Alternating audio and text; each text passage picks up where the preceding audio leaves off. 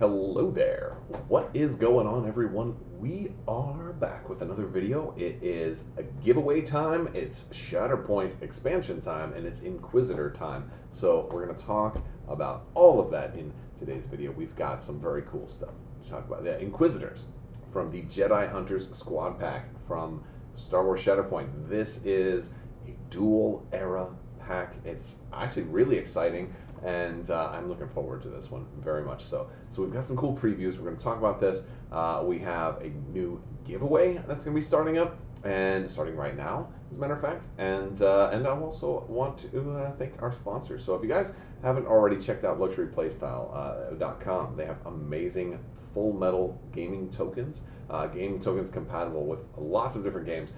Damage tokens, they're absolutely gorgeous. You can use them in Shatterpoint. They have a full line compatible with Star Wars Legion, also a full line compatible with Star Wars X-Wing, and other games like Magic the Gathering, Keyforge, Arkham Horror, L5R, lots of really cool games. So definitely check out luxuryplaystyle.com, and you're going to absolutely love these tokens, folks. Use code Crabbok VIP, and you're going to save 15% off your order. Absolutely fantastic stuff. Definitely check them out. I also want to talk about the giveaway. In the spirit of these expansions being at about a $50 price point, I want to do a $50 Amazon gift card giveaway. All you have to do to enter to win that is be a subscriber and leave a comment on this or one of my videos. This is going to run throughout the rest of this month and through July, so you're going to have time. So until the end of July, it's going to be running. We'll be announcing the winner in early August, just like how we did the Star Wars Shatterpoint core set giveaway. So if you're curious about how you get notified, I announce the winners at the end of my videos. So in early August, I'll be announcing the winners. So you make sure you watch until the end. I usually don't tell you exactly which video, but it's usually probably going to be one of the first couple of days in August. The reason for that is my video schedule sometimes doesn't always line up exactly, and real life sometimes happens, so I'd like to give myself a little bit of grace period. So it's going to be one of those early videos in the first couple of days of August. We'll announce the winner for that. But you have to watch to win. I'll give you 30 days, so if you can't watch it on the same day, it's okay. You have plenty of time. Anyhow, with that being said, let's go ahead and talk about these Inquisitors. So the Jedi Hunter Squad Pack is actually based on the Inquisitors, not necessarily from Star Wars Rebels, although they certainly were introduced in Star Wars Rebels, but it's more or less the Inquisitors as they appeared in the Kenobi series, which was definitely in the middle of two eras, right? It was long before Episode 4, but it was long after, like, the Clone Wars ended, right, and the movies ended. So it was in between those two, and that led to these guys being a dual era pack. So let's take a look at the Grand Inquisitor. Now we certainly have an interesting art style here. Now the art style here, my first thoughts is like this seems to be like a comically large head. It kind of reminds me a little bit more of his appearance in Star Wars Rebels, and a little bit less of his appearance in the show. But at the same time, I think they were kind of aiming for, like with the Mini, I think they were aiming for something that was more hybrid and maybe more just recognizable as a whole. As you can see, he has 8 squad points and 3 force points. His era symbol there is half, half and half. So he's going to be able to work with either the Galactic Civil War or the Clone Wars era. But those are the only 2 eras, because the door is certainly potentially open for even more eras someday, although really the main era right now is Clone Wars, and we do know there's more Galactic Civil War stuff coming, and so he'll be able to work with kind of anything. So I think this is going to be a really good purchase if you're at all interested in Inquisitors, Force users, Sith, or well, they're not necessarily Sith, but and also whichever era you think you're going to ever want to play this game, and they'll work with both the Galactic Civil War and with Clone Wars era. So very cool stuff. He's the Grand Inquisitor. He is a primary unit, and we also have the other side. We have the flip side. So he's a Grand Inquisitor, Fallen Jedi. I guess the big things for me is that he's got the 8 for the squadron points, but only 3 for force points. So which kind of makes sense. But he's got a lot of abilities that want to use up a lot of force. So he's going to be somebody really using up force. He does have an ability that's going to happen at the start of his activation, which is pretty cool for a primary. We don't usually see that a whole lot. He has the "You Know Who We Are." It says at the start of this unit's activation, choose an allied Inquisitorious secondary, which, by the way, let's take this opportunity talk about his keywords, right? So he is a Force user, Galactic Empire, and Inquisitorious. So it looks like all Inquisitors are going to be Inquisitorious. And that's not just the keyword for somebody who has a lot of questions, like my kids usually do. They're kind of Inquisitorious. I'm terrible. I'm terrible. Okay, but yes, so at the start of his activation, you can choose an allied secondary, who's an Inquisitor, or an allied Inquisitor supporting. So you can basically get any of the other Inquisitors. One character in this unit and the chosen character may dash. So he gets a free dash at the start of all of his activations, and another Inquisitor does as well, basically. So very cool. He has Secrets Uncovered. It's 2 force cost for an active ability. Choose an active objective within 5 that's controlled by an opposing player and remove their control token from the chosen objective. This is huge. This is huge because in this game, when you take a control point, you don't have to stay there, so you can then move to another control point. That's a pretty big deal. Or so if they do something like that, all of a sudden you can just be like, no, that one's not yours anymore, which is nice. Or if you have a tie somewhere, and your opponent got it first, and then you got somebody there, and it's not enough to kind of take control over it, you can just be like, oh no, it's back to neutral now. Now you're going to have to bring somebody else over there. And so it's a really nice way to change up the strategy. But it's not cheap. It costs 2 points. We have a reactive. The temple records are quite complete. When a character in this unit is targeted with a melee attack by an enemy force user. So this one is like, giving a specific call out to the enemy type that's attacking him. This unit may use this ability. They can flip their stance card, and the defender adds 2 dice to the defense roll. So basically, I like the increased defense against force users because he's like a Jedi hunter, so he should get 2 extra defense against the Jedi hunter. But it only costs him 1 force to do it. But I like the ability to flip your stance card because normally you can only do that during your turn. And you don't have to flip your stance card to do it. And then you also have, clearly you are a poor student. This one is nasty. When an allied Inquisitorious character wounds an enemy unit, after the effect is resolved, one allied Inquisitorious character may heal twice. Then, if the wounded unit was a forced user, refresh to force. So the thing here is, like, they're definitely Jedi hunters, 100%. They want to attack other Force users. I mean, I guess you could attack other Sith too. They're just going after other Force users.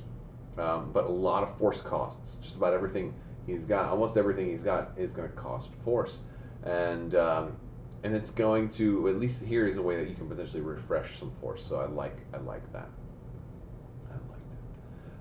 For his stances, he's got Makashi and Gemso. Now, it really, like, which one's going to have more melee, right? The Makashi's going to be a little more offensive. Gemso will be a little more defensive. You have more defense dice there. Your adaptive fighter, your expertise is a little different. Definitely, I like the expertise better for Gemso.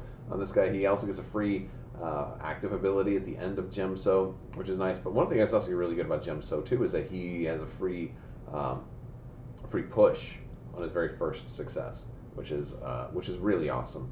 Makashi's not doing as much pushing, is putting some negative conditions out there for sure, but not as much objective stuff, whereas Gemso can definitely do the objective pushing. Kind of reminds me of Anakin Skywalker a little bit. He's got a lot more flexibility with Gemso. I think it's probably the better of the two, but it's a little more situational, I guess, because as we'll see with Reva, who's coming up next, you may want a lot of negative conditions on your opponent. And of course, we're going to have to wait and see what the rest of the Inquisitors look like too, because I expect more synergy with some of these negative conditions.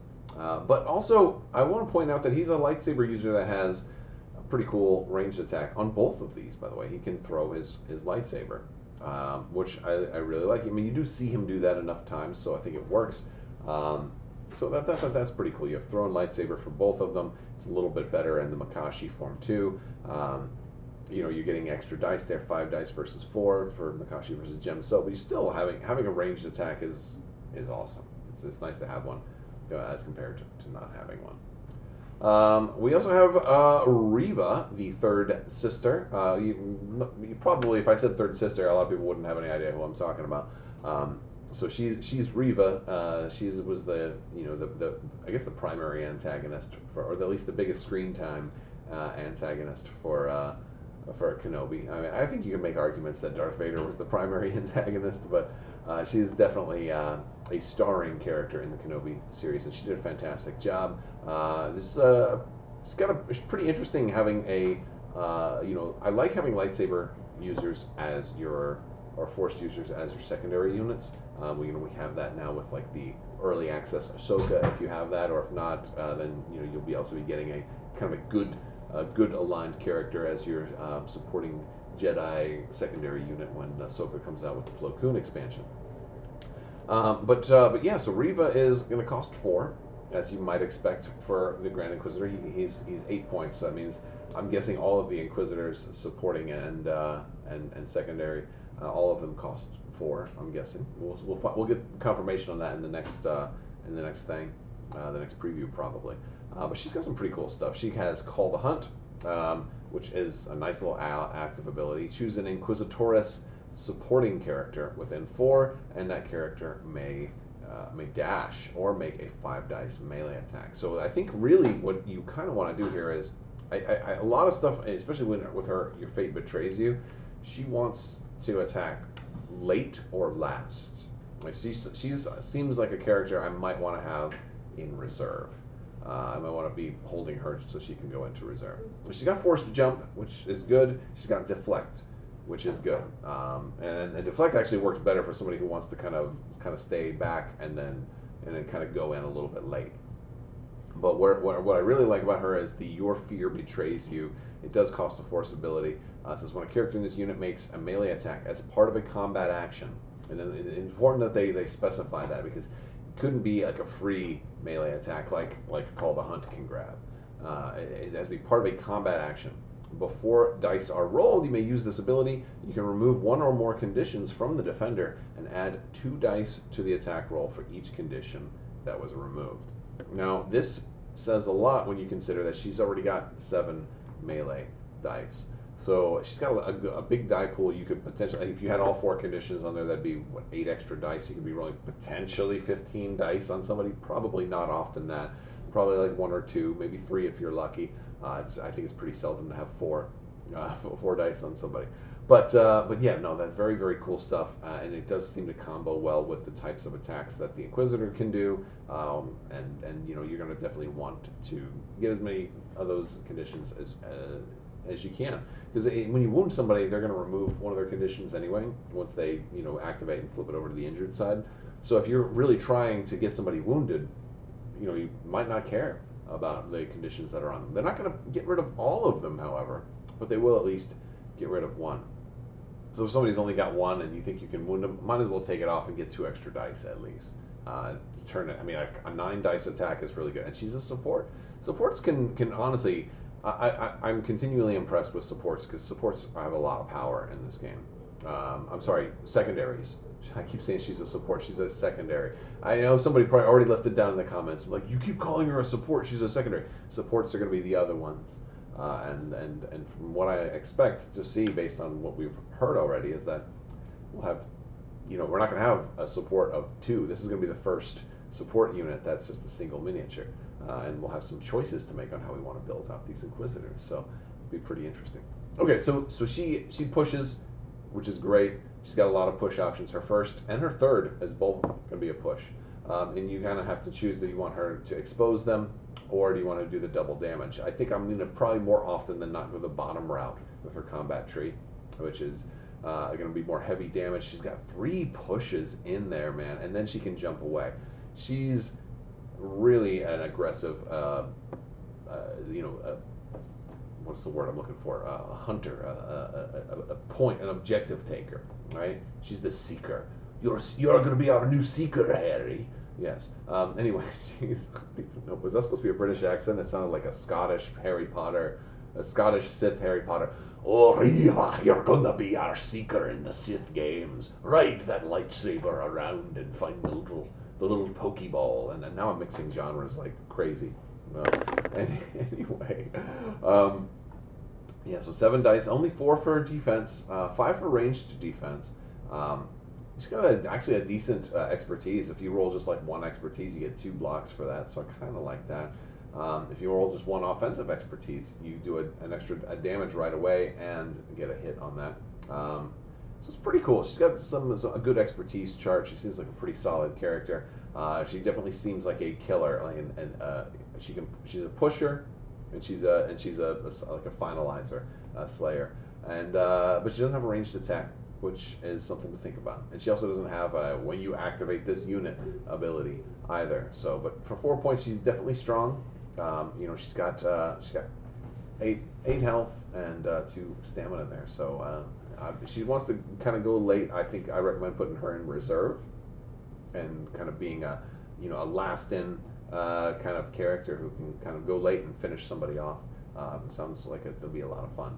All right, that's going to do it for our first round of Inquisitor previews for Star Wars Shatterpoint. I want to thank you guys so much for watching. Big thanks to my patrons. You guys are amazing and help make this channel possible. Thank you so much for your continued support. I will talk to you later. May the Force be with you. Live long and prosper. Be excellent to each other. Party on, dudes. So say we all, the spice must flow. Cowabunga, and go ninja, go ninja, go!